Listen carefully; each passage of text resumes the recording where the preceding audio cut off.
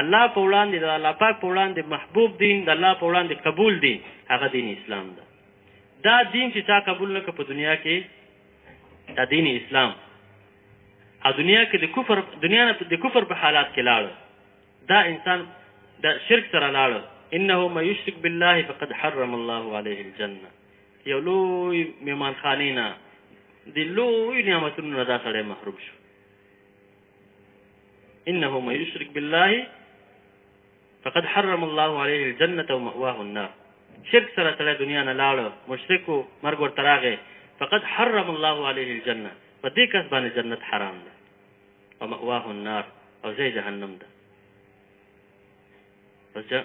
زما محترم ورونو، جنت موږ تاسو ځان لپاره هم خوښوو که نه؟ هر سړی نعمتونه خوښوي، هر سړی جنت خوښوي، حورې خوښوي، غلمان خوښوي، قصرونه خوښوي، ماڼۍ بلډنګونه خوښوي. په جنت کې په همدې هڅه کې ده چې زه په جنت کې مې ډېر بلډنګونه وي، په جنت کې مې ډېرې حورې، په جنت کې مې ډېر غلمان، ډېر خادمان وي. هسې دا زما محترم ورونو، دا د انبیا علیهم السلام محنت او خواري و. هغوی د هر چا لپاره دا خوښوو، د خپل قوم خیرخواهي کوله. پیغمبر علیه السلام د ټول امت خیرخواهي کوله چې دا ټول امت څنګه جهنم نه بچ شي، دا ټول امت څنګه جنت والا جوړ شي. لویه کامیابي ده، انسان څنګه لویه کامیابي ترلاسه کړي، انسان څنګه لوی ناکامۍ نه بچ شي. د دنیا کامیابي حقیقي کامیابي نه ده. انسان په پوهنتون کې ده، مکتب کې ده، کاروبار د بل څه ده، ناکام شو، بیا هڅه کولی شي بیا کامیابېدلی شي، بیا ناکام شو، بیا کامیابۍ هڅه وکړي، کوشش وکړي، بیا کامیابېدلی شي. ځکه کامیابي حقیقي کامیابي نه ده. داسې نه ده چې انسان کامیاب شو بس همداسې کامیاب شو په دنیا کې، بیا به نه ناکامېږي، حالات به ورباندې نه راځي. نه، دنیا کې به حالات ورباندې راځي، او داسې نه ده چې ناکام شو بیا کامیابېدلی نه شي، خو په آخرت ناکامي ده. د انبیا علیهم السلام دا محنت و، دا خواري وه چې انسانان جهنم نه خلاص شي، جنت والا جوړ شي. الله ورته کامیابي ویلې، فمن زحزح عن النار وادخل الجنة فقد فاز وما الحیاة الدنیا الا متاع الغرور. څوک چې جهنم نه خلاص شو، جنت ته داخل شو، جنت والا جوړ شو، نو دا سړی کامیاب شو. الله پاک فرمایي دا انسان کامیاب شو، او دا به هلته کېږي ومن یطع الله ورسوله فقد فاز فوزا عظیما. د الله جل جلاله اطاعت، د رسول الله صلی الله علیه وسلم چا اطاعت وکړو، د رسول الله صلی الله علیه وسلم اطاعت چا وکړو، د الله پاک اطاعت یې وکړو، فقد فاز فوزا عظیما. دا لوی کامیابۍ ته ورسېده. په دې کامیابۍ باندې به دا څه کېږي، جهنم ته به خلاصېږي، جنت والا به جوړېږي. نو دا ځان لپاره جنت وښو. زما محترم ورونو، دنیا کې 8 میلیارده انسانان دي، دا 2 میلیارده دا مسلمانان دي. الله پاک یو لوی نعمت دوی ته ورکړی، دین اسلام، ایمان. داسې سرمایه الله جل جلاله ورته ورکړې ده که د دنیا هېڅ ساز سامان هېڅ ورسره نه وي، هېڅ مال متاع ورسره د دنیا نه وي، دا انسان چې صرف لا اله الا الله محمد رسول الله دا کلمه ویلې ده، د ذرې برابر ایمان سره له دنیا نه لاړه، دا انسان کامیاب ده. زما محترمونو، او که انسان سره د ټولې دنیا ساز سامان وي، ښایسته موټرې ورسره وي، جهازونه ورسره وي، میلیاردر وي، د دنیا میلیاردر وي، میلیاردونه سرمایه ورسره وي، خو ایمان ورسره نشته، لا اله الا الله محمد رسول الله کلمه نه ده ویلې، په دې حالات کې دته مرګ راغی، دا دنیا نه لاړه، ډېر نه لوی ناکامۍ سره لاړه. دې وجه باندې زما محترمو، دین اسلام دا الله ته خوښ دین ده، او د الله نعمت ده. دین اسلام دا د الله پاک نعمت ده. الله قرآن کې ورته نعمت ویلی، الیوم اکملت لکم دینکم. الله پاک فرمایي نن ورځ ما تاسو ته ستاسو دین کامل کړ، ستاسو دین مې تاسو ته پوره کړ. واتممت علیکم نعمتي، په تاسو باندې مې خپل نعمت تمام کړ، خپل نعمت مې در باندې خلاص کړ. الله رب العالمین څومره لوی نعمت موږ ته راکړی، موږ ته وایي، موږ تاسو ته وایي الیوم اکملت لکم دینکم واتممت علیکم نعمتي ورضیت لکم الاسلام دینا. الله پاک فرمایي تاسو لپاره مې دین اسلام خوښ کړ. موږ تاسو لپاره دین اسلام الله پاک خوښ کړی ده، هغه ته خوښ دین ده. نو په دې دین اسلام کې زما محترم ورونو یو څو داسې صفات دي، که دا صفات موږ او تاسو زده کړه، اول قدم کې د دې صفاتو زده کړه ده. د تبلیغ کې وایي چې 6 صفات دي، 6 خبرې دي، په دین اسلام کې دا 6 خبرې دي. که دا مو زده کړلې، دا صفات به زده کوو که نه انشاءالله؟ دا شپږ صفات به زده کوو. موږ په تبلیغ کې د 15 اعمال او د صحابه کرامو اعمال چې صحابه کرامو په کور کې وو د تعلیم حلقه په کور کې د تعلیم حلقه وي چې موږ تاسو د هر مسلمان په کور کې به د تعلیم حلقه وي. دا فضایل دي موږ تاسو خپل د موږ تاسو بچیان موږ تاسو په کور کې زنانه هغه دا فضایل وانوري د لمانځه فضایل وانوري د ذکر فضایل وانوري دا چې د ایمانیاتو د مغیباتو مذاکره په کور کې نه کیږي.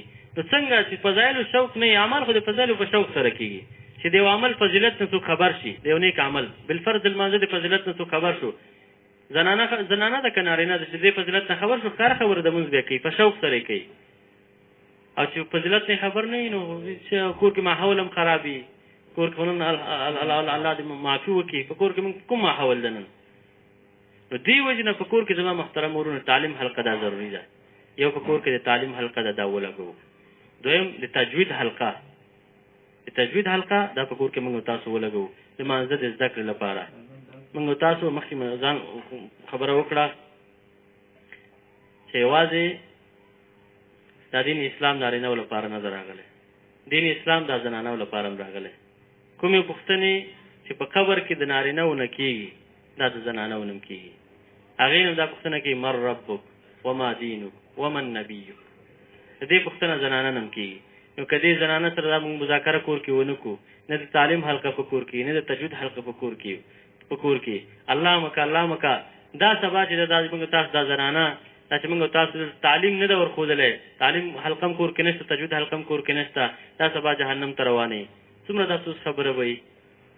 نن څومره دنیا کې ورباندې څومره پام کوو او سبا الله مکه دا موږ تاسو نه بیله موږ تاسو جنت ته روانې هغه جهنم ته روانې دا به څومره د افسوس خبرې.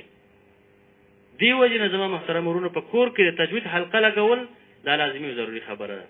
په کور کې د تجوید حلقه یې موږ دا مشران چې راځي نظام الدین نه هغوی ټوله خبره ټول فوکس په همدې باندې ټوله خبرې په همدې باندې چې موږ تاسو مخکې مې خبره وکړه چې دا کور په اعمالو باندې اباد شي کورونه په اعمالو باندې اباد شي د کورونو د مقام د اعمالو باره کې خبره کوي د مسجد آبادۍ باره کې خبره کوي چې مساجد آباد کوي مساجد ته وخت ورکوي کور کې د اعمال شروع کوي.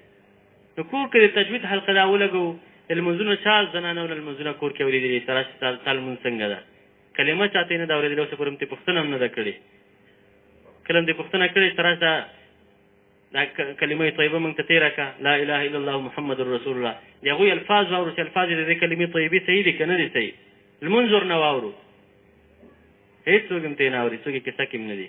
نو دې وجې نه زما محترم ورونو تجوید حلقه دې لپاره چې لمونځ صحیح شي د زنانه لمونځ صحیح شي په کور کې تجوید حلقه دا لازمي او ضروري خبره ده. دا په ځان باندې لازمي که کور کې تجوید حلقه ولګو د قرآن د زده کړې حلقه ولګو د قرآن څه حصه زده کړو په خپله هم زده کړو په کور کې زنانهو ته هم ور زده کړو هغوی ته یې ور وښایو. او بله خبره دا زما محترم ورونو کور کې مشوره قایمه کړو مشوره په کور کې د دیني امورو لپاره دنیایي چارو لپاره موږ تاسو مشوره کوو اهمو کارونو لپاره دې کې ملامتیا به ولو که پلار هم یې کور کې چې بچیانو نه مشوره کوي دې کور کې به جوړي او که الله مکه که پلار هم د زمونو د مشورې نه بغیر د زمونو سره د صلاح نه بغیر د بچیانو سره د بیبي سره صلاح نه بغیر یو کار وکړي او هغه کار کې چې ټول څه خبره پکې راشي نو پلار به یې ورباندې ملامت دی بچیان ټول پلار ته ګوته نیسي چې پلاره تا داسې کار وکړه وروره تا داسې کار وکړه پلانکې تا داسې کار وکړه. نو دې وجې نه مشوره کې خیر او برکت دی. څوک چې مشوره کوي هغه پښیمانه کېږي نه او څوک چې وسخاره کوي هغه ناامیده کېږي نه. نو دې وجې نه مشوره زما محترم ورونو دا په کور کې موږ تاسو د کور د اعمالو نه ده په کور کې موږ تاسو مشوره قایم وکړو مشوره هم په کور کې وي. بله خبره چې من خبره مې کوله شپږ صفاتو مقدمه کې خبره وه هغې کې شپږ صفاتو مذاکره هم په کور کې نه تنها ده مخکې مې خبره وکړه چې اول د دې شپږ صفاتو زده کړه ده اول به دا شپږ صفات زده کوو دا شپږ صفات دا خبرې به زده کوو دا شپږ خبرې د دې مذاکره اول دا زده کړو د دې مذاکره به په کور کې شروع کړو په کور کې دا شپږ صفات اول د کلمې طیبې باره کې خبره شروع کړو د لمانځه د حفاظت باره کې خبره شروع کړو د علم او ذکر باره کې خبره شروع کړو د مسلمان د عزت او اکرام باره کې خبره شروع کړو او د صحیح نیت او اخلاص باره کې خبره شروع کړو د دعوت او تبلیغ او د بې فایدې خبرو نه پرهیز کول دې باره کې مذاکره کور کې شروع کړو دا شپږ صفات دي دې کې څومره نورانیت ده بس کلمه طیبه لا اله الا الله محمد رسول الله زمونږ او تاسو د دین اسلام بنیاد موږ تاسو د دین اسلام بنیاد ده که نه وایي چې دا شپږ په اسلام د دین اسلام کې دا شپږ صفات دا شپږ خبرې که دا هم زده کړې اول خبره زده کړه شوه بیا په دې باندې عمل وکړه دویمه خبره د عمل خبره په دې باندې عمل وکړه نو په ټول دین اسلام باندې چلیدل دا به موږ تاسو ته اسانه شي د الله جل جلاله ټول احکامات په دې باندې به عمل کول موږ تاسو ته اسانه شي او الله پاک به موږ تاسو نه خوشحاله او راضي شي نو په دې صفاتو کې اول صفت شو کلمه طیبه لا اله الا الله محمد رسول الله څومره ښایسته خوږه کلمه الله جل جلاله راکړې ده نشته دی لایق د عبادت او بندګۍ ځای د خواست او د زارۍ په ټولو حاجاتو مشکلاتو کې الا الله بې د الله جل جلاله نه محمد رسول الله محمد صلی الله علیه وسلم دا د الله جل جلاله رسول دی دا د کلمې طیبې معنا فاعلم انه لا اله الا الله واستغفر لذنبك وللمؤمنين والمؤمنات والله يعلم متقلبكم ومثواكم په دې خبره باندې ښه ځان پوهه کا قرآن کې الله عز وجل فرمایي په دې ښه ځان پوهه کا چې د الله جل جلاله نه سوا بل څوک د عبادت لایق نشته عبادت که کېږي یوازې د الله جل جلاله به کېږي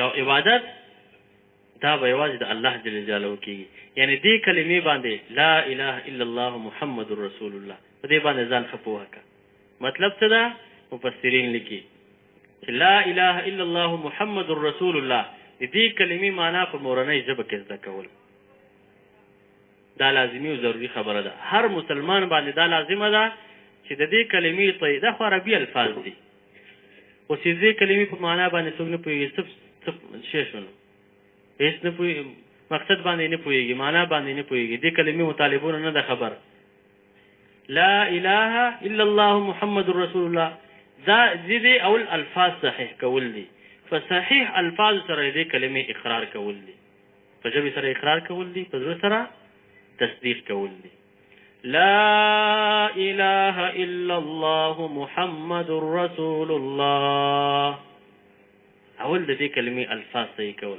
خپل هم صحیح کول او د دې کلمې نورو خلکو ته د دې الفاظ صحیح کول په کور کې زنانهو ته نورو خلکو ته خپل خپلوانو ته د دې الفاظ صحیح کول دویم د دې معنا زده کول معنا موږ کې یو خدا معنا د عام خلک دا معنا کوي چې نشته د لایق د عبادت غیر د الله جل جلاله نه یعنی یوازې د الله جل جلاله د عبادت لایق ده او مولوی صاحب قلمدین رحمه الله د دې کلمې طیبې مخکې چې کومه معنا ما وکړه چې نشته د لایق د عبادت او بندګۍ ځای د خواست او د زارۍ ځای د خواست او د زارۍ په ټولو حاجاتو مشکلاتو کې الا الله بې د الله جل جلاله نه دا د عبدالله ابن عباس رضی الله عنه د دې حدیث ته مولوی صاحب رحمه الله دا معنا کړې ده دا فرمایي عبدالله ابن عباس رضی الله عنهما چې زه رسول الله صلی الله علیه وسلم پسې ورځ شاته سورم رسول الله صلی الله علیه وسلم وفرمایل چې ای بچونه زه تاسو څو کلمات خایم اول دا احفظ الله يحفظك ته د الله پاک د حکمونو پابندي کوه د الله پاک د احکامو پابندي کوه یعنی د الله جل جلاله چې د کوم کار درته ویلی دي د کوم کار امر یې درته کړی ده درته ویلي چې دا کار کوه هغه کار کوه درته ویلي چې دا مه کوه هغه مه کوه یعنی د الله پاک د احکامو پابندي کوه الله پاک به ستا حفاظت وکړي چې وکړي الله پاک به ستا حفاظت وکړي نو د الله پاک د حکمونو په پابندۍ کې د الله پاک لخوا نه د حفاظت وعده ده بنده که زما د حکمونو پابندي دې وکړه زه د حفاظت کوم احفظ الله تجده تجاهک ته د الله پاک د حکمونو پابندي کوه الله پاک به خپلې مخې ته بیا مومي الله پاک به خپلې مخې ته دعا به ورنه غواړي دعا به دې بیا قبلوي دعا به ورنه غواړي دعا به دې بیا قبلوي نو د الله پاک د حکمونو پابندي کول لا ضروري خبره ده اصل مین خبره بنیادی خبره ده ورته فرمای اذا سألت فاسأل الله. مولوی صاحب رحمه الله چې کومه څه معنا کړې ده فرمای نشته د لایق د عبادت او بندګۍ زه د خواست او د زارۍ. دلته پیغمبر علیه الصلاة والسلام عبدالله ابن عباس رضی الله عنه څه فرمایي کله چې سوال کې فاسأل الله، کله چې ته غواړې چا نه غواړه الله نه غواړه. فاسأل الله، الله نه سوال کوه، الله نه غواړه، بل چا نه مه غواړه. ورته فرمایي اذا استعنت فاستعن بالله، کله چې ته کومک غواړې، کله چې ته مدد غواړې الله جل جلاله نه مدد او کومک غواړه. الله موږ تاسو په تبلیغ کې دا 12 اصول چې دي په دې 12 اصولو کې وایي چې 4 کارونه نه دي نه بیخي ځان ساتو. دا 4 کارونه به موږ تاسو بیخي نه کوو. دا 12 اصول ګورس معمولی اصول نه دي. دا تبلیغ دا ساده کار خلکو ته ښکار تبلیغ ولا یو ډېر ساده کار ده. دا 12 اصول دا د زندګۍ د تیرولو بنیادی اصول دي. چا چې په دې اصولو باندې زندګي تیر کړه دنیا کې به هم خوشاله وي، ان شاء الله العزیز اخرت کې به هم خوشاله وي. دا بنیادی اصول دي. دا 12 اصولو کې په 4 کارونه و بیخي زیات کوو. دعوت الی الله اوس دا د کامیابۍ ضامن ده. الله ورته احسن قول ویلی. اوس دعوت الی الله ډېر چلول، تعلیم او تعلم، ذکر او عبادت او خدمت، دا 4 کارونه به بیخي زیات کوو. دا څومره بنیادي اصول دي. دا د صحابه کرامو اعمال دي د ورځې، دا د صحابو اعمالو. دعوت الی الله، الله طرف ته به خلک رابلل. تعلیم او تعلم، زده کړه او ښودنه کې به وخت تېرو. صحابو به زده کړه او ښودنه کې وخت تېرو. ذکر او عبادت، ذاکرین او صحابه کرام عابدین عبادت کوونکي وو. د الله عبادت به یې کوو، د الله ذکر به یې کوو کثرت سره، ډېروالي سره، او خدمت به یې کوو. د ځان خدمت جذبه پکې وه. حتی پیغمبر علیه الصلاة والسلام بارکې عائشہ به فرمایي ويعمل فی بیته کما یعمل احدکم فی بیته. پیغمبر علیه الصلاة والسلام تاسو څنګه کور کې کار کوو، پیغمبر علیه الصلاة والسلام کور کې کار کوو. ویفلی ثوبه، جامې به خپله پاکولې. ویحلب شاته، میږه به په خپله لوشله، خدمت یې کوو. ویخدم نفسه، د ځان خدمت یې په خپله کوو. پیغمبر علیه الصلاة والسلام د الله نبي و، د الله پیغمبر و، دومره د خدمت جذبه. د صحابه کرام دغه اعمال د 4 اعمال په 4 کارونه دا د ضرورت په اندازه باندې 4 کارونه دا د ضرورت په اندازه باندې. خوب که ډېر هم شي نقصان ده، ادرسه که بیخي کم هم شي نقصان ده. خوب دا 4 خبره کم کوو که نه، خوب د ضرورت په اندازه باندې، او خوراک دا د ضرورت په اندازه باندې. خوراک دا د ضرورت په اندازه باندې. مولانا صاحب په فضایل صدقات کې ډېر خوراک کول ډېر نقصانونه ذکر کړي دي. یو ډېر خوراک کول دا ډېر نقصان کوي. نو دې وجه باندې موږ چې د روغ صحت لپاره دنیا کې به هم خوشحاله وي. سړی کم خوراک کوي صحتمند به وي، حافظه به یې ښایي، معده به یې ښایي. د طب له لحاظه کم خوراک کول دومره فایدې لري دومره چې اوس ټول باندې بیانېدلی نه شي. ځکه مې ویلي چې دغه 12 اصول دلته د زندګۍ د تېرولو بنیادي اصول دي.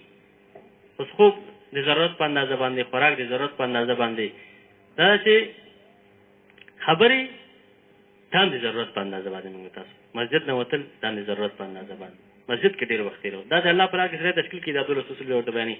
او 4 کارونه دې نه بیخي موږ تاسو ځان ساتو. هغه اسراف باره کې یو سوال، په سوال نه به ځان ساتو. که سوال کوو چا نه به یې کوو، الله پاک نه به یې کوو. او تمې نه ځان ساتو، که تمه کوو چا نه به یې کوو، الله پاک نه به یې کوو. او اسراف نه به ځان ساتو. او د ملګرو شی به اجازې نه استعمالوو. دې 4 کارونه به بیخي موږ تاسو خودداري کوو. نو مولوي صاحب رحمه الله، الله دې قبر د نور نه ډک کړي، الله دې درجات اوچت کړي. افغانستان د تبلیغ بانی، افغانستان د دې کار اولنی کس مولوي صاحب رحمه الله چې محنت شروع کړ افغانستان کې. دا نن څومره اعمال کېږي، دا مراکز دي، دعاګانې کېږي، شب جمعې کېږي، اجتماعګانې کېږي، جوړونه کېږي. دا د امیر صاحب رحمه الله، الله دې هغه هم قبر د نور نه ډک کړي، الله دې مغفرت نصیب کړي. دا اعمال هغوی ته ور روان دي. نه هغوی نشته. تبلیغ دغه لویه پیدا ده. تبلیغ د خلکو نیک اعمال ځان لپاره ذخیره جوړول، د خلکو نیک اعمال د آخرت لپاره ځان آخرت کې ځان لپاره ذخیره جوړول. نن هغوی نشته اعمال ور روان دي. من دعا الی هدى کان له من الاجر مثل اجور من تبعه. چا چې نیکۍ طرف ته رهبري وکړه که نه، او د اجر دغه فاعل په شان باندې څوک دا لکه دا موږ تاسو نن فاعلین یو، دا تبلیغ کوو، محنت کوو، پاري کوو، دا هغوی ته الله پاک دومره اجر ورکړي لکه دا موږ تاسو ته چې راکوي. موږ تاسو اجر نه چې کمیږي نه، او هغوی ته الله پاک اجر ورباندې ورکوي. نو دې وجه زما محترم ورونو الله پاک فرمایي فاعلم انه لا اله الا الله. دې خبره یعنې دې کلمې معنا په خپله مورنۍ ژبه کې زده کول، د دې کلمې مقصد باندې ځان پوه کول، دا ضروري خبره ده. کلمې مقصد موږ تاسو مشران خبره کوي، علماء کرام فرمایي چې کلمې مقصد دا چې د څلورو خبرو یقین زموږ استاد زړه ته ښکته شي. د څلورو خبرو یقین دا زموږ استاد زړه ته ښکته شي.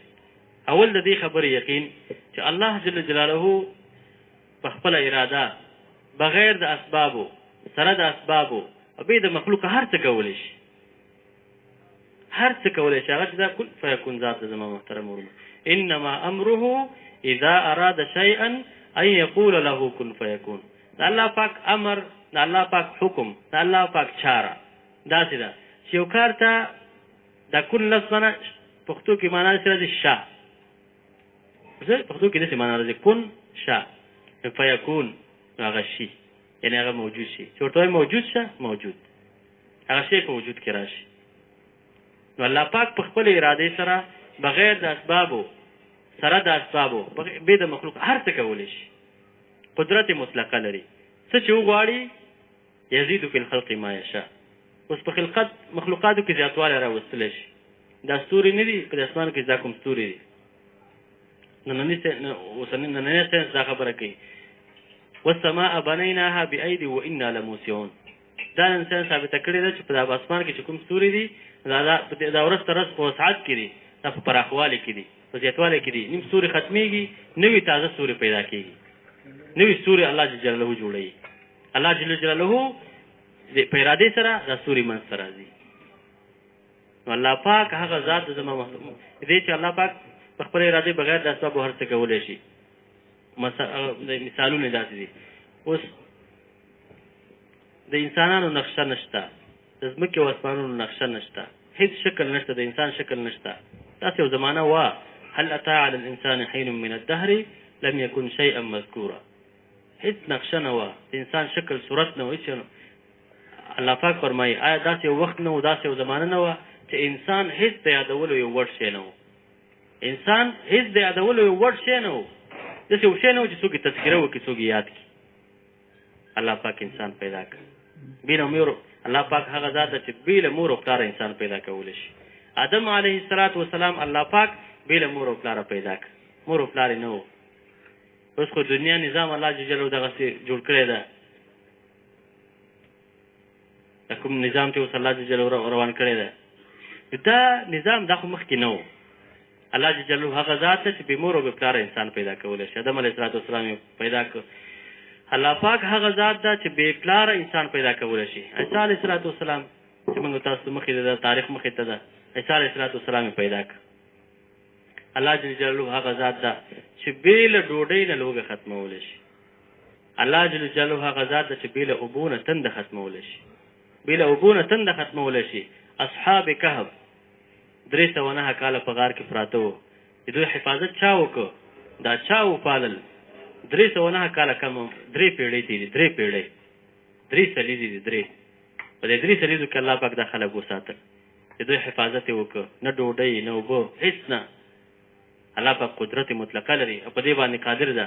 نو د دې خبرې یقین زړه ته ښکته شي دا چې الله پاک هغه ذات ده، الله پاک هغه ذات ده چې بې له ملازمته، بې له کار و باره، بې له کار و کسبه د انسانانو ضرورتونه پوره کولی شي.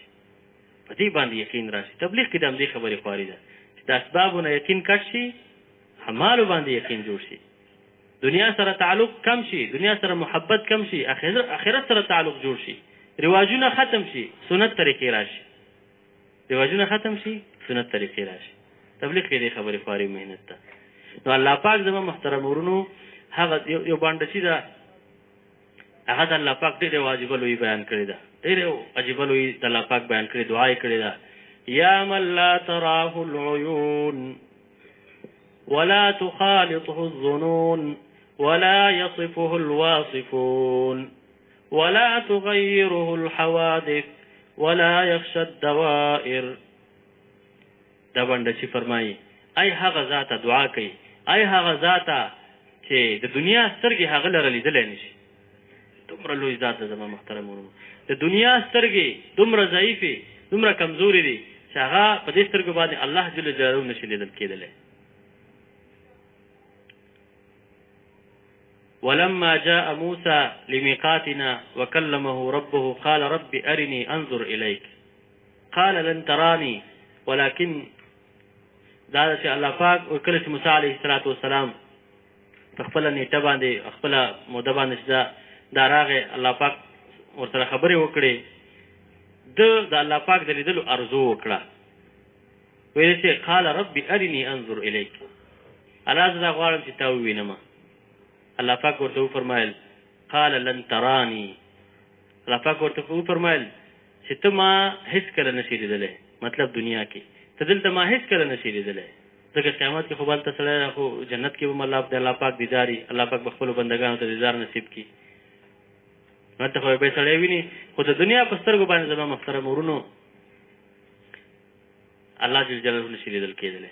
انسان سترګې کمزوري دی انسان ضعیف ده کمزوری ده او چې قال لن تراني چې ما نشي لیدلی بیا ورته ویلي چې ته دې غر ورته وښویده وایي دې غر ته وګوره فإن استقر مکانه فسوف تراني دا غر چې ته دا غر ته وګوره که چېرته دا په خپل ځای باندې پاتې شو نو ژر درته به ما وویني. نو چې کله الله پاک دې غر ته تجلي وکړه غر ته هغه چې دا ذره ذره شو دکه وخر موسی صاعقه هغه چې دا ذره ذره شو الله جل جلاله دې تجلی له وجې نه موسی علیه السلام دا بېهوشه پرېوته. زما محترمونو ډېر عجیبه دعا یې کړې ده واجبه د الله پاک لویي بیان کړې ده چې آی هغه ذاته چې د دنیا سترګې هغه لره لیدلی نه شي دومره لوی ذات دی ولا تخالطه الظنون او د انسان په وهم او ګمان کې نشي راتللی الله به څنګه ذات وي څومره لوی ذات وي هسې د کائناتو ته سړی وګورو چې څومره لوی کائنات یې پیدا کړي دي په دې وړه ځمکه کې چې د کائناتو د ټولو کائناتو ذره هم نه جوړېږي دا ټوله د ځمکې کورا چې په دې کې به دا د الله پاک مخلوق وګوري دا انسانان وګوري دا پیریان موږ ته نه ښکاري څومره پیریان به دا د بحر مخلوقات څومره چې دا به څومره وي بس په دې وړه کوره کې د ځمکه او چې نور بیا د ځمکې نه وګوري دا د لمریزې دا کومې سیارې دي نور ستوري دا انسانان چې نن خبرې کوي چې دا دومره کائنات دي نو دا ولا تخالطه الظنون چې دومره مخلوقات یې پیدا کړي کائنات یې دومره لوی دي چې خپله به څومره لوی ذات دي نو وهم او ګمان کې نشي راتللی او ولا يصفه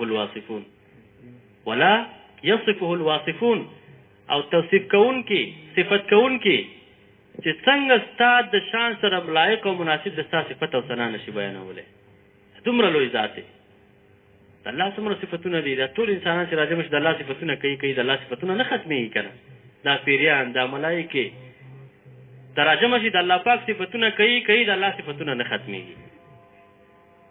دې وجه باندې زما محترم ورونو ولو أن ما في الأرض من شجرة أقلام والبحر يمده من بعده 7 أبحر ما نفذت كلمات الله کچېرې الله پاک فرمایي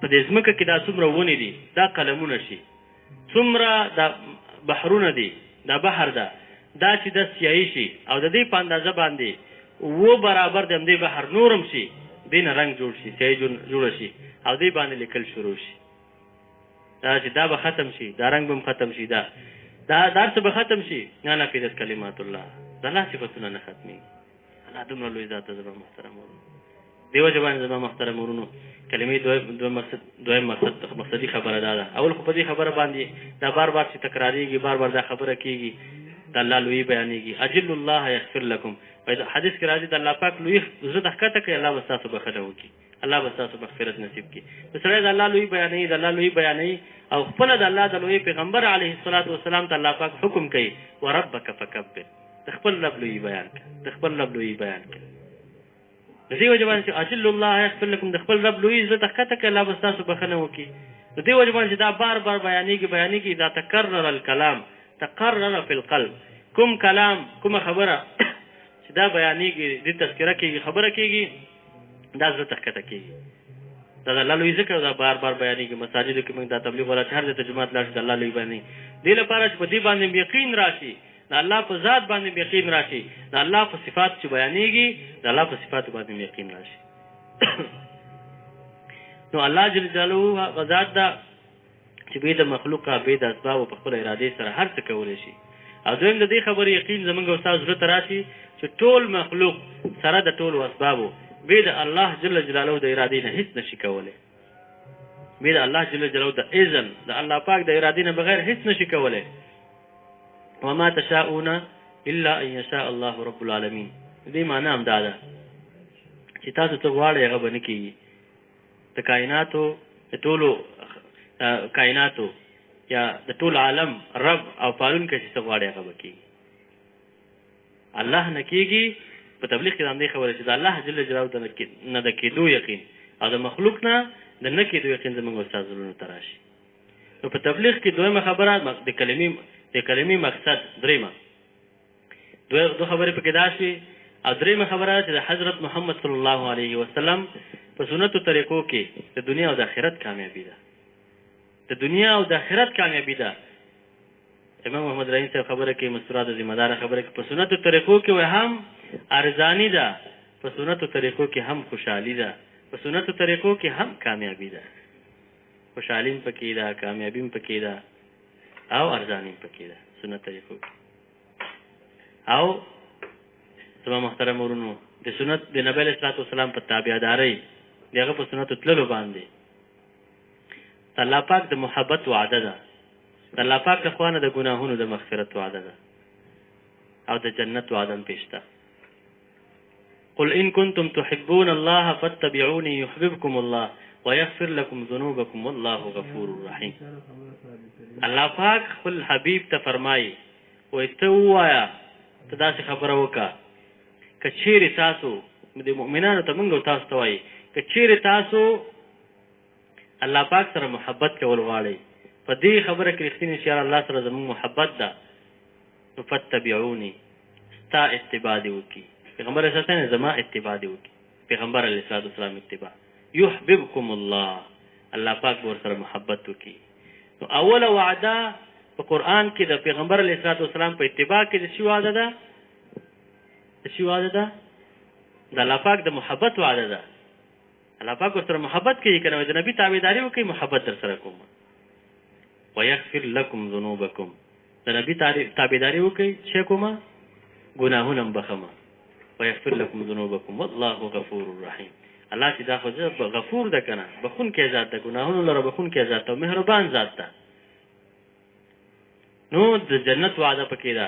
حدیث کې راځي من احب سنتي فقد احبني. چا چې زما سنت سره محبت وکړه، زما طریقو سره محبت وکړه، زندګۍ کې زما طریقې راوړلې، زما طریقې شکل زما په صورت باندې جوړ کړه، سیرت زما په سیرت باندې جوړ کړه، زندګي زما په طریقو باندې تیرې.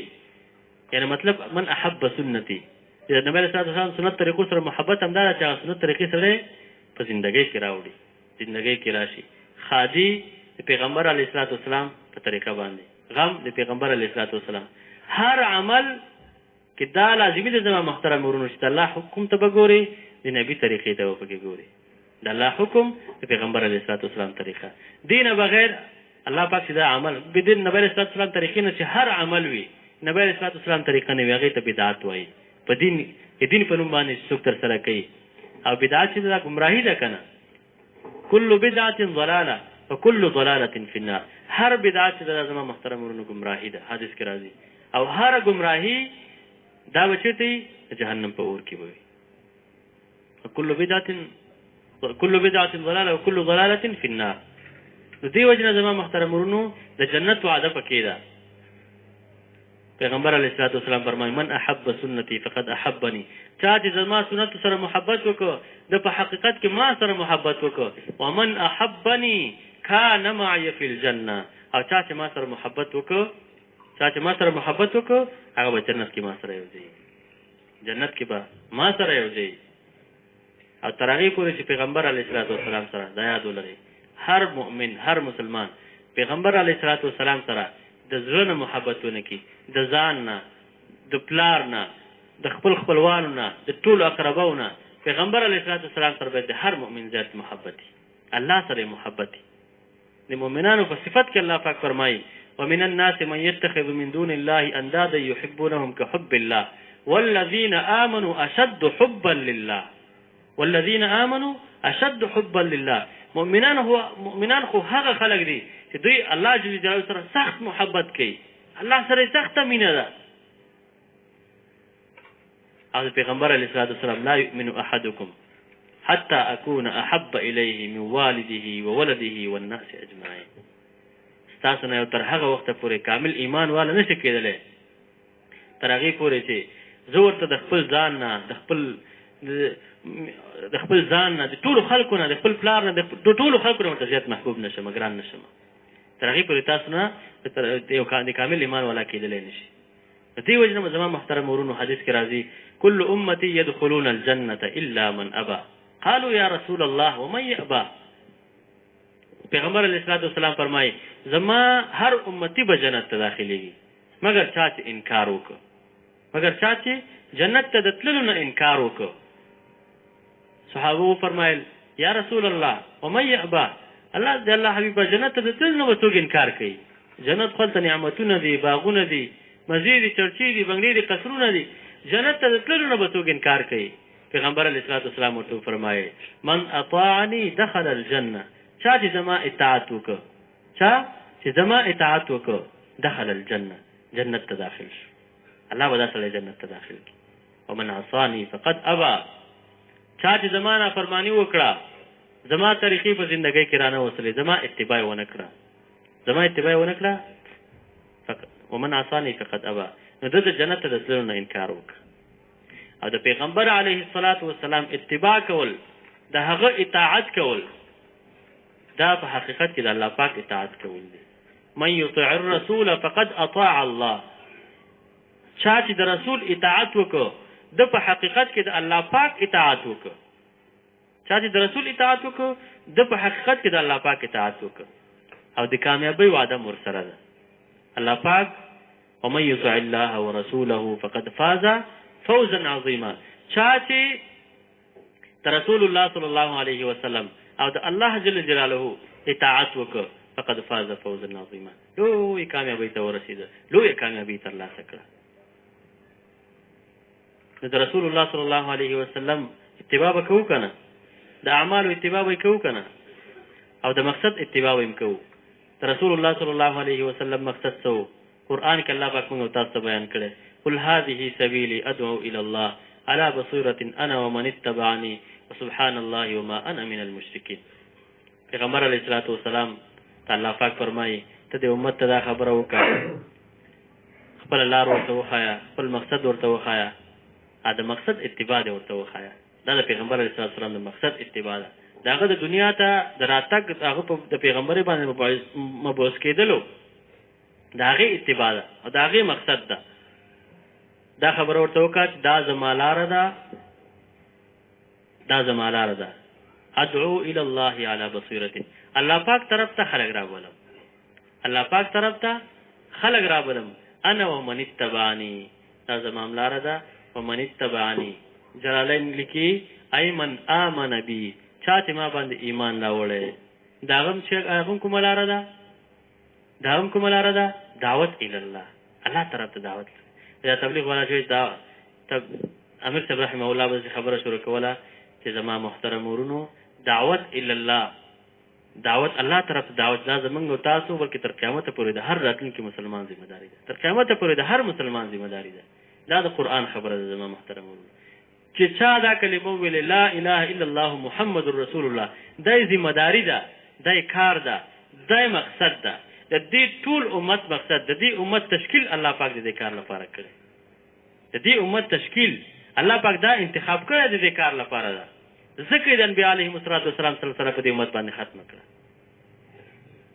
دا امت پیغمبر علیه السلام سره په دې دعوت په کار کې شریک کړی دعوت په کار کې ورسره شریک کړی ده د ټول انبیاء علیهم دا دعوت صفت چې ده د الله پاک صفت ده دا د الله پاک صفت ده دغه والله يدعو الى دار السلام ويهدي من يشاء الى صراط مستقيم الله پاک د سلامتیا کور جنت طرف ته موږ تاسو دعوت راکړي چې کوي جنت طرف ته موږ تاسو دعوت راکړي ځان لپاره جنت انتخاب کړي او الله ويهدي من يشاء الى صراط مستقيم او الله پاک چې چاته خوښ شي کنه مستقیم ونی غلاره ورته خای نو دا صفت د الله پاک د دعوت دا صفت د ټولو انبیاء علیهم السلام ده.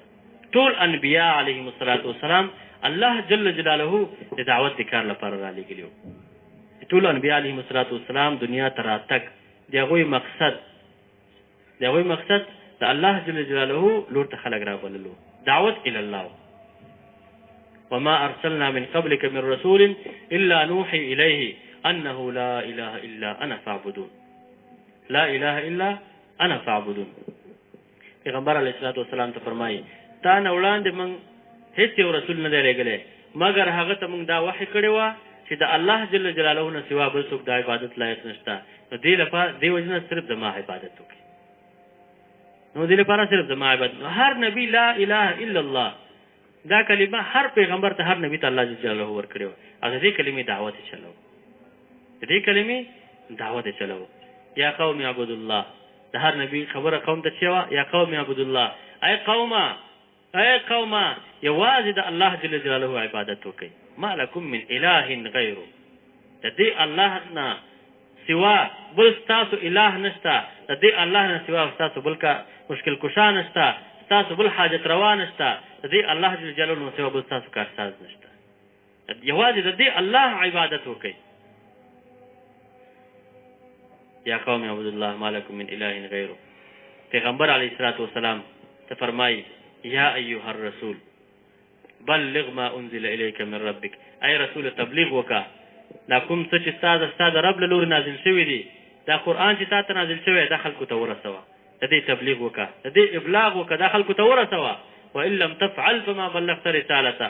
پیغمبر علیه السلام ته چې د دې دعوت په سر باندې کومه زورونه الله جل جلاله په دې آیات کې ورکړي، بل یو ځای کې ورته نه ده ورکړي. ورته فرمایي وان لم تفعل فما بلغت رسالته، که دا کار دې ونه کړ، دا قرآن دې ونه رسوه، د دې تبلیغ دې ونه کړ، تا د نبوت حق ادا نه کړ. والله یعصمک من الناس، الله پاک ستا حفاظت د خلکو نه کوي. د داعي به د هېڅ چا نه متاثره کېږي، نه به د اشخاصو نه متاثره کېږي، نه به د چا د مال نه متاثره کېږي، نه به د چا د اقتدار نه متاثره کېږي، هېڅ شي نه به د داعي نه متاثره کېږي. هر حال کې به دعوت چلوي. امیر صاحب خبره کوله هر حال کې به دعوت چلو، بغیر سوچ او فکره به دا کار کوو. دا حق کار ده. هغوی چې مثال بیانوو ته راځئ چې د دې باره کې مشوره وکړو چې یاره دا مونځ وکړو که نه کړو، په دې باره کې دا مشوره صحیح ده. راځئ دا مشوره وکړو چې یاره دا فرضي روژه دی، رمضان میاشت دا روژې ونیسو، دا صحیح دي که نه؟ دغسې دا څنګه چې مونځ د الله پاک حکم ده، څنګه چې روژه د الله پاک حکم ده، او دغسې دعوت هم د الله حکم ده. دعوت او تبلیغ دا زما محترمونو ذمه داري ده. دا کار موږ تاسو خپل ذمه داري وګڼو، دا خپل مقصد وګڼو، دا موږ تاسو سره دغه منزلت دغه حیثیت زما محترمونو دې امت ته ورکړلی شوی ده. د دې امت غوروالی، د دې امت افضلیت دا زما محترمونو دې کار سره تړلی، امر بالمعروف دې تبلیغ سره تړلی ده. وعدې قرآن کې الله پاک د دعوت والاو سره کړي دي. درته ویلي ګوره که دا کار کوې کامیابې، دا اجر ناظم در کومه، رزق کریم در کومه، ناکامۍ نه خلاصې، د عزت وعدې ورسره دي، د خوشحالۍ وعدې ورسره دي، څومره وعدې الله قرآن کې ورسره کړي دي. ولتکن منکم امة یدعون الی الخیر. الله پاک فرمایي تاسو نه د یو جماعت خامخا داسې وي. د نور آیتونو معلومیږي مطلب دا چې دا ټول امت دې داسې شي چې هغه خیر طرف ته بلنه کوي، قرآن او حدیث طرف ته بلنه کوي، الله طرف ته بلنه کوي، الله جل جلاله په لور باندې خلک رابلي. ویأمرون بالمعروف وینهون عن المنکر واولئک هم المفلحون. الله ورته ویل چې دغه خلک دا مخکې ذکر دی یدعون الی الخیر والا، یأمرون بالمعروف وینهون عن المنکر والا، دا خلک واولئک هم المفلحون چې نیکۍ طرف ته خلک رابلي، بدۍ نه خلک منې کوي، خلک خیر طرف ته رابلي، خلک خیر ته رابلي. الله پاک فرمایي چې همدا خلک کامیاب دي، بس همدا خلک کامیاب دي. د هدایت وعده ورسره ده. والذین جاهدوا فینا لنهدینهم سبلنا وان الله لمع المحسنین. کوم کسان چې د الله جل جلاله د دین لپاره مجاهده کوي، قرباني کوي، الله پاک فرمایي کوم کسان چې زموږ د دین لپاره مجاهده کوي، قرباني کوي. مجاهده څه معنا؟ شپږ حروف دي. مجاهده معنا میم معنا مال لګول، الله په دین باندې مال لګول. ارزه کې الله پاک چې د انفس ذکر د نفس ذکر کړی دا، د ځان ذکر کړی چې ځان لګیا دی لیکلي ګوره په دې آیات کې انفروا خفافا وثقالا وجاهدوا باموالکم وانفسکم. باموالکم انفسکم مال هم ذکر کړی ځان هم ذکر کړی او دا زمونږ تاسو مالونه او ځانونه دا موږ تاسو خرڅ کړي دي چې په بدله کې جنت په بدله کې دا الله موږ نه اخیستي دي ان الله اشترى من المؤمنين انفسهم واموالهم بان لهم الجنه دا وخت موږ تاسو ته اقرار هم کړی لا اله الا الله محمد رسول الله نو دا زمونږ تاسو مال به هغه ځای کې لګېږي زمونږ تاسو ځان به هغه ځای کې لګېږي چې الله موږ تاسو نه غوښتي دي چې مال دې دغه ځای کې ولګوه انما الصدقات للفقراء والمساكين والعاملين عليها والمؤلفة قلوبهم وفي الرقاب والغارمين وفي سبيل الله وابن السبيل ته دلته مال ولګوه ځان دې ته چوزه فځان او مال سره جهاد وکړه الله په لار کې تبلیغ وکړه انفروا خفافا وثقالا وجاهدوا باموالكم وانفسكم في سبيل الله کته هم د آیت جهاد مبارک ده او جهاد نو دا الله اکبر ځان او مال دواړه مجاهده معنا مال لګول جیم معنا جان لګول ځان لګول د الله په دین باندې الف معنا اوقات لګول وخت لګول هغه نه ورسته هیدا تشما حاجر دور هجرت کول کور پرې خودل بچیان پرې خودل وتل پرې خودل لکه څنګه چې صحابه کرامو هجرت کړي راغلي کابل ته د الله د دین لپاره راغلي وو تجارت کوم بل دې هغه نه راغلي چا سره کوم شخصي خبره نه وځل تر راغلي الله جل جلاله د دین لپاره دلته راغلي وو دا څومره دنیا کې د صحابه کرام خورا شوي دي ګرځېدلي دي د الله پاک د دین لپاره ګرځېدلي دي د الله د دین د خورولو لپاره چې د الله جل جلاله د دین په دنیا کې عام شي بې دیني ختم شي تبلیغ مقصود هم دغه چې دین عام شي بې دیني ختم شي د دې وجه زما محترم ورونو هجرت کول وتل خروج کول دا خروج مستقل حکم د الله جل جلاله مخکې مې خبره وکړه چې کنتم خیر امه اخرجت للناس دا امت چې دا وستل شوی امت دا به خروج کوي خروج نه وروسته چې کله وته بیا به چې هلته داسې د مجاهده کې بیا به دعوت چلی بیا به چې کوي بیا به دعوت چلی دا کنتم خیر امه اخرجت للناس تأمرون بالمعروف وتنهون عن المنکر وتؤمنون بالله بیا به چې کوي امر بالمعروف به کوي خلک به کوي رابلي بدی نه به خلک به کوي په الله تعالی باندې به ایمان لري هغې نه وروسته هیده تشما دا هغې نه وروسته هدایت راتلل دي والذین جاهدوا فینا لنهدینهم سبلنا نو دې مجاهدې سره دې قربانۍ سره د شي وعده ده د هدایت وعده ده الله پاک په خامخا د شخص ته هدایت کوي او د په وجه باندې به الله جل جلاله نور خلکو ته هدایت کوي نور اهل خلک به الله پاک د کار لپاره راپورته کوي او د الله پاک د مدد وعده د کار سره ده د شي وعده ده د الله پاک لخوا د مدد وعده ده یا ایها الذین آمنوا ان تنصروا الله ینصرکم ویثبت اقدامکم ای ایمان والاو منګو تاسو ته وایي که چیرې تاسو د الله پاک د دین مدد وکړه د الله پاک د دین مدد مو الله به ستاسو مدد وکړي د دښمن په مقابله کې الله پاک ستاسو قدمونه محکم کړي الله به تاسو مضبوط کړي الله به غیبي مدد در سره وکړي نو د الله پاک د مدد وعده ورسره شو د ناکامۍ نه د خلاصي وعده ورسره ده امر بالمعروف نهي عن المنکر وتواصوا بالحق وتواصوا بالصبر نه مراد امر بالمعروف نهي عن المنکر والعصر قسم سره الله بلته قسم الله پاک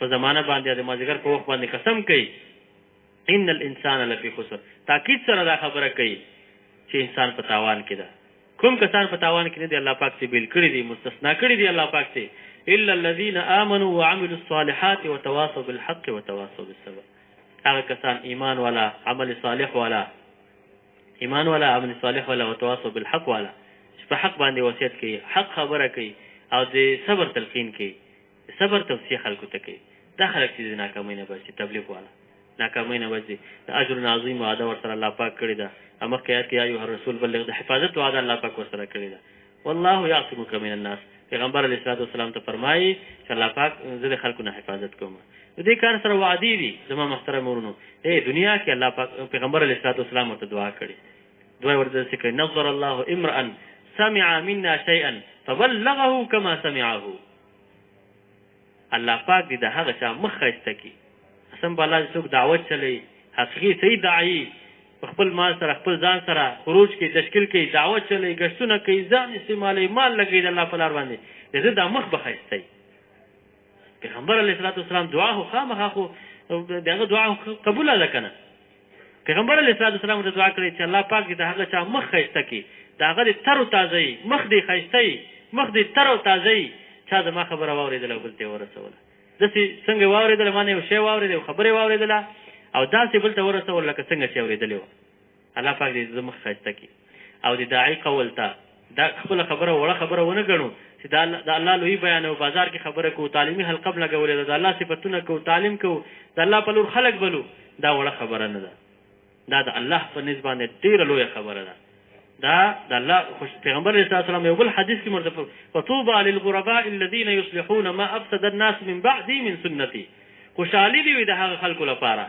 پیغمبر علیه الصلاة والسلام فرمایي خوشحالي دې وي د هغه خلکو لپاره چې فطوبى للغرباء الذين يصلحون ما افسد الناس من بعدي من سنتي، چې زمانه وروسته زما سنت خلکو خراب کړي، سنت خلکو پرېښي دي، دا تبلیغ والا نن ګرځي یو یو سنت پسې چې دا د نبي علیه الصلاة والسلام سنت طریقه ده، دا په دې طریقه باندې زندګي تېره کوه، واده کې دا سنت طریقه عملي کړه، دغه نکاح کې دغه سنت طریقه ده. خلکو ته دا خلکو سنت طریقې پرېښي دي، تبلیغ والا نن پرې ګرځي او دغسې خلکو ته پیغمبر علیه الصلاة والسلام دعا کړې چې ما نه وروسته چا سنت خراب کړي، هغه خلک چې هغه د دې د اصلاح کوشش کوي، الله پاک دا خلک خوشحاله لري. خوشحالي دې وي دې خلکو لپاره. پیغمبر علیه الصلاة او احسن قول، تر ټولو ښایسته قول، ښایسته خبره الله جل جلاله ورته فرمایي قرآن کې ومن احسن قولا ممن دعا الى الله وعمل صالحا وقال انني من المسلمين. الله پاک فرمایي د هغه چا نه د چا خبره ښایسته کېدلی شي چې هغه الله طرف ته خلک رابولي، دعا الى الله، الله طرف ته خلک رابولي، وعمل صالحا، نیک اعمال کوي او ځان یو عام مسلمان ګڼي، وقال انني من المسلمين، دا خبره کوي چې زه د عام مسلمانانو نه یم.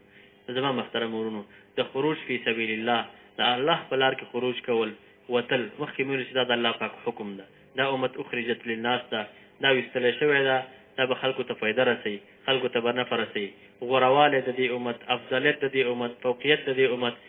امام رازي رحمه الله د همدې آیات په تفسیر کې لیکي صرتم خیر امة بکونکم آمرین بالمعروف والناهین عن المنکر والمؤمنین بالله. تاسو دې وجه نه د خیر امت وګرځېدلی، د دې وجه نه د خیر امت وګرځېدلی، تاسو خلک نیکیو ته رابلئ، خلک بدۍ نه منې کوئ، په الله تعالی باندې ایمان لرئ. دغه د تاسو د غوروالي وجه ده. نو دغه خپل دا کوم محنت ده، کوم محنت چې انبیا علیهم الصلاة والسلام نه موږ تاسو ته پاتې ده، د ختم نبوت په صدقه کې الله جل جلاله دا کار موږ تاسو ته راکړی. دغې کار لپاره انشاءالله موږ تاسو عزم وکړو، دې کار لپاره نیت وکړو او دې کار کې انشاءالله خپل مال ولګوو، خپل ځان ولګوو، وخت ولګوو، خپل اولادونه چې دا خپل اولادونو باندې موږ تاسو وخت ولګوو، څلور میاشتې ورباندې ولګوو. لغزوة فی سبیل الله او روحة خیر من الدنیا وما فیها. یو سبا او بیګا د الله پاک په لار کې د دې دنیا او ما فیها نه څه چې په دې دنیا کې دا ته بهتره ده. حدیث کې راځي یوم فی سبیل الله خیر من الف یوم فیما سوا. یوه ورځ د الله پاک په لار کې تیرول د دې نه علاوه د زر ورځو نه بهتره ده. یوه ورځ بل ځای کې زر ورځې سره تېرې کړي، یوه ورځ د الله په لار کې تېره کړه. د الله په نیز باندې د الله د نبي خبره ده چې دا یوه ورځ والا چې د الله په لار کې تېره کړې دا د زر ورځو والا نه دا بهتره ده. مقام احدکم فی سبیل الله ساعة خیر له من عمله عمره فی اهله. ستاسو یو ساعت د الله په لار کې تېرول، ستاسو یو ساعت د الله په لار کې، دا ستاسو د ټول عمر په کور کې د نیک عمل کولو نه بهتره ده. سړی په کور کې د خپل ځان فکر ورسره ده، کور کې ناسته تسبیح ذکر هم کوي، اعمال هم کوي، دعاګانې هم کوي، ژړاګانې کوي، مونځونه کوي، دا د روژې نیسي. بل کس چې ده قرباني کړې ده، وتلی ده کور نه، خروج فی سبیل الله د الله په لار کې وتلی ده، تشکیل یې کړی ده او خپل مال سره خپل ځان سره بچیان یې پرېښي دي، خپل تجارت یې پرېښی، کاروبار یې پرېښی، هر څه یې پرېښي دي، د الله جل جلاله د دین یې قربان کړي دي صحابه کرامو غوندې، او وتلی ده د الله په لار کې ده. د ده دا یو ساعت او د هغه عابد چې هغه په کور کې ناست ده او ذکرونه کوي او دا صایم د روژې نیسي او نفلونه کوي، ښه مصلي ده، ښه مونځ کوونکی ده، او دا دغه یو ساعت والا چې ته زما محترمونو دې عابد نه بهتره ده. دې وجه زما محترم ورونو دا سړی به د الله په لار کې تشکیل وکړي، سړی د الله په لار کې تشکیل وکړي. حدیث کې راځي من اغبرت قدمه فی سبیل الله عز وجل، من اغبرت قدمه فی سبیل الله عز وجل حرمهم الله علی النار. د چا قدمونه چې د الله په لار کې په دوړو باندې شي، په ګردونو باندې شي، په دې قدمونو باندې د جهنم اور حرام ده. حدیث کې راځي د جهنم لوګي د الله چې د لارې ګرځو د جهنم لوګي اور خو څه کې د لوګي هم سره نه یوځای کېږي، لوګي هم سره نه یوځای کېږي. نو دې وجه باندې زما محترم ورونو سړی بیا ووځي یو کس په وجه باندې الدال علی الخیر کفاعله. دا ده الدال علی الخیر کفاعله، د خیر طرف ته چا دعوت وچلو، یو خیر کار خبره چاته وکړه، هغې باندې هغه کس عمل وکړه، نو د هغه فاعل په شان باندې د اجر څه لکه د فاعل په شان باندې من دعا الى هدى كان له من الاجر مثل اجور من تبعه. نیکي طرف ته چاته رهبري وکړه، دې نیکي رهبري کوونکي ته الله پاک دومره اجر ورکوي لکه چاته چې دعوت ورکړی ده هغه کس چې هغه فاعل د نیکي ترسره کوي، نو دغه د فاعل په شان باندې اجر الله پاک د نیکي طرف ته دعوت ورکوونکي ته الله پاک اجر ورکوي. نو دې وجه باندې زما محترم ورونو دعوت ډېر لوی کار ده، دې لپاره عزم او نیت وکړو. یو ښایسته ترتیب ده، الحمدلله د خوشحالۍ خبره دا ده، ډېره د خوشحالۍ خبره ده. الحمدلله موږ تاسو نن افغانستان ته د بهر نه جماعتونه را روان دي. یو بهار د افغانستان کې الحمدلله نن بیګا غالبا 11 بجې شاوخوا الله پاک د نظام الدین یو جماعت افغانستان ته راورسو. هغه هندوستان نه خلک راغلي دي تبلیغ لپاره، دلته راځي مرکز ته تشکیلونه کوي. موږ تاسو خو دلته قرباني وکړئ، دا خلک به درته را رواني.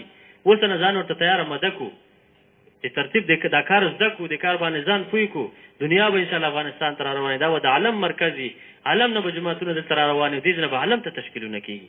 ټولې دنیا ته، د دنیا کونج کنارو ته، د دنیا ټولو کنارو ته به دې نه تشکیلونه کیږي افغانستان نه انشاءالله. دا د مشرانو اټکل ده، د مولانا اسد صاحب اټکل ده چې افغانستان به د دنیا مرکزي د دین اسلام مرکز به، او دې نه به انشاءالله دنیا ته تشکیلونه کیږي. نظام الدین جماعتونه را روان دي، د علماو دویم کال جماعت را روان ده الحمدلله.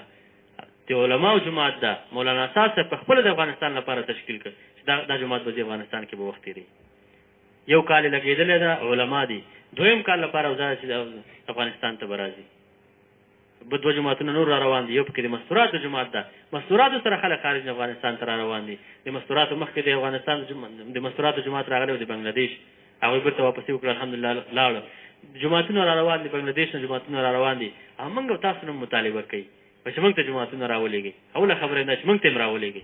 د دې لپاره موږ او تاسو د محنت میدان دا یوازې د جلال آباد یا د ننګرهار ولایت یا د افغانستان نور ولایتونه نه دي، موږ او تاسو د محنت میدان، بلکې د هر مسلمان د محنت میدان چې دا زما محترمونو ټول دنیا ده، ټول جهان ده، ټول جهان لپاره انشاءالله عزم او نیت وکړو.